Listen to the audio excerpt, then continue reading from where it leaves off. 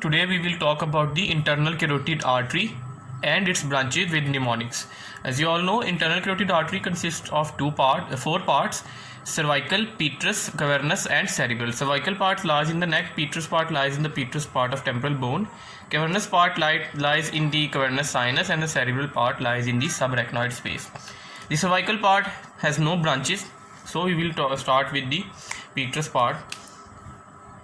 The mnemonic that you will have to remember is Pope called to preach criminals committing horrible crimes, offering a peaceful,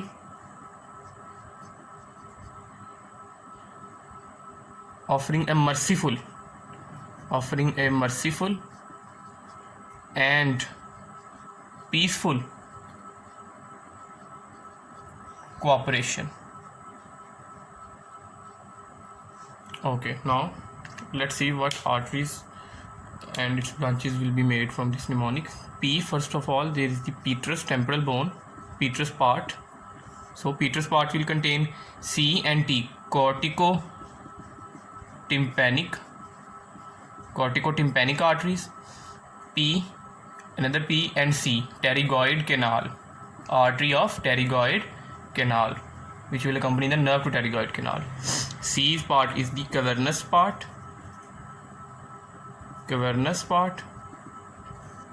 and it will give, first of all, of course, it will give the cavernous branches,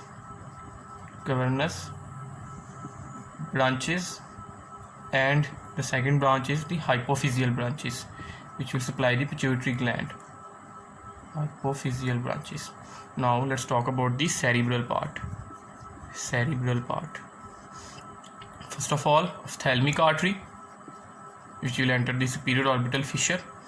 Ophthalmic artery, A, anterior cerebral, M, middle cerebral,